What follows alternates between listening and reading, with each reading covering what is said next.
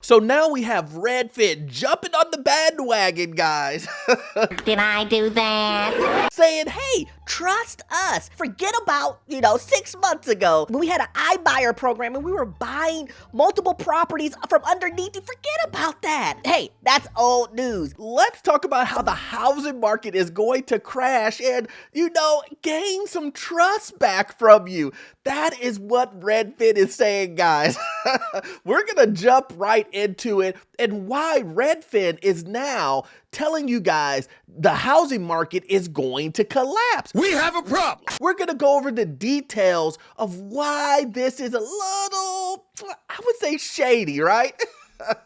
But we're going to jump right into it, guys. My name is Orlando. Welcome to the channel. It says here, home prices are falling faster now than in 2006. Redfin CEO just reveals why. Well, hey, guys, we say this all the time. Maybe houses are going down in value because the demand is low, because interest rates are high. We have a Fed meeting today, and it is almost guaranteed, guys, that the Fed is going to raise interest rates by another 0.75%. Let's hope they do 1%. I don't really see them doing that at all, so it's 0.75 is the best we're gonna get, but we have another one in December, and I believe they're going to continue to raise that up. We were already at 8%, and it's going to continue to rise.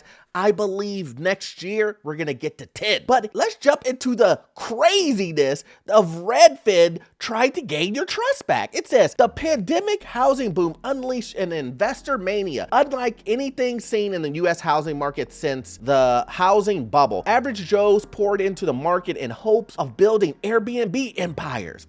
Institutional investors like Blackstone-owned Home Partners of America quickly expanded their single-family home portfolios. Home builders eager to strike while the irons were hot broke ground on record number of spec homes, while iBuyers like Opendoor, Zillow ramped up their home buying programs. Whoa, let's not forget Redfin.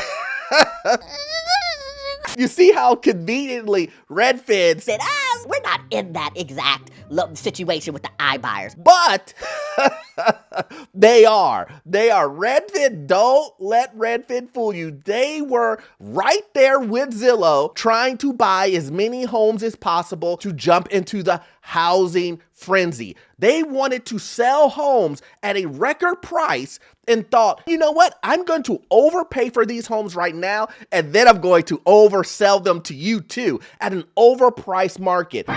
But just now, surprisingly, they're losing money. Can you believe that, guys? They are losing money when the demand is at an all-time low. Let's just put this in perspective. Mortgage applications are down almost 80-something%, guys.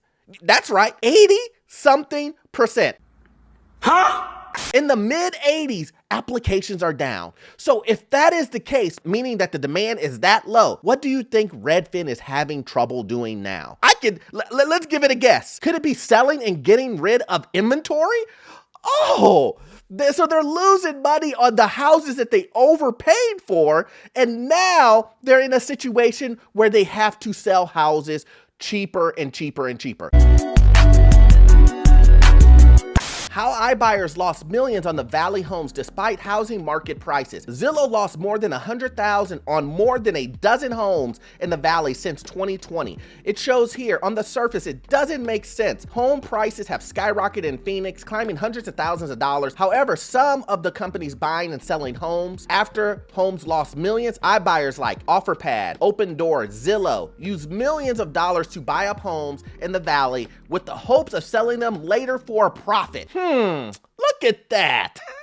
Look at that right in front of you, right to the letter. We see that Redfin, Zillow, all of these iBuyers are losing tons of money right now, guys. But here's the thing that I want you guys to really understand here. The homes are still overpriced. You are still paying for an overpriced asset, the home, regardless of the $10,000 to $20,000 haircut. Yes, they overpaid for them. Did they think they were going to be able to sell them for a profit? Yes, that is true. But the market is going to go down so much further, guys. You have to understand this. This is the reason why it's so important not to overpay. Let's say it again. Do not overpay. And that still applies to right now. Fast forward to October, that investor mania has been replaced by investor panic. The ongoing housing correction, US housing prices have fallen 1.6% between June and August, has scared many investors to the sidelines. That marks the first national home decline since 2012. Investor pullback makes sense. Now we're seeing this all over, guys, and hence the reason why I believe Redfin, Zillow are trying to gain back the trust. They're trying to say, hey, Look, we made a mistake, guys. Guys, come on. Remember back in 2000, last year? Remember when we were one. We weren't buying houses from underneath you and pushing the housing prices up. Remember that, when we weren't doing that? Hey, guys, trust us, because if we don't have you guys and you guys don't use our services, then we don't have a business. you have to remember what happened in the past to determine what's going to happen in the future, guys. And these corporations, believe it or not, I know it sounds crazy, you cannot trust them. They are not loyal.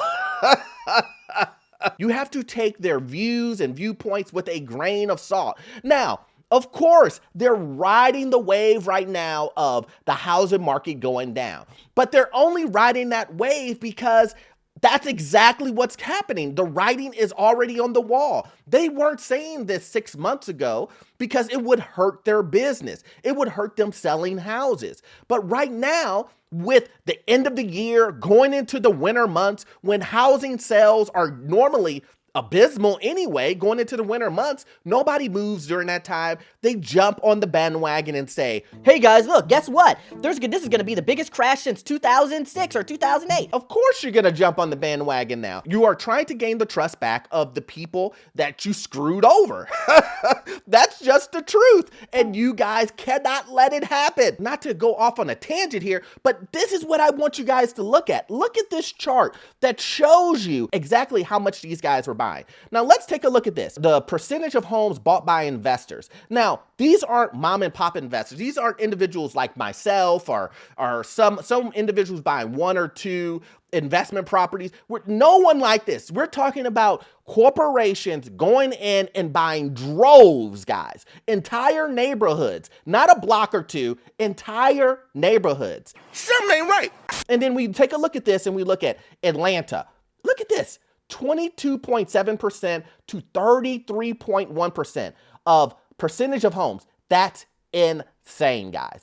Charlotte, Jacksonville, Phoenix, which I just showed you.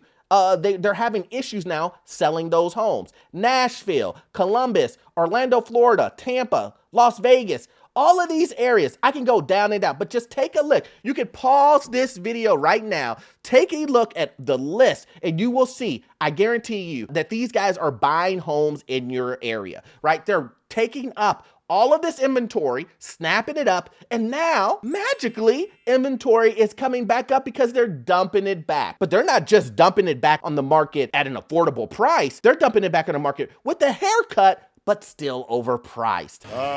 Do you believe me yet? And what do we do for that, guys? We sit on the sidelines and don't go buy these overpriced homes, guys. Do not do it. That is the trick. I just want to put on the screen here exactly the words of Redfin themselves. It says, in other words, Kelman is suggesting that real estate investors, including Redfin's iBuyer business, help drive up home prices up faster during the boom and will push prices down faster during a correction. What does that make say? Let me change that into layman terms. Redfin's iBuyer program helped drive up home prices up faster during the boom, and we will have discounted homes for you to purchase during the correction.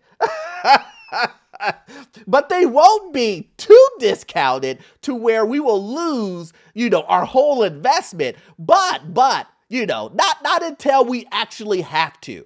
And that is the reason why you have to read in between the lines, guys, when these Redfin, Zillow, these guys come out saying, hey, Shake my hand, trust me. Forget about 6 months ago. Let's shake on good faith. you know, corporations love for everybody to work on good faith. They love it. So work on good faith and trust me, even though I'll stab you in the back as soon as you turn around.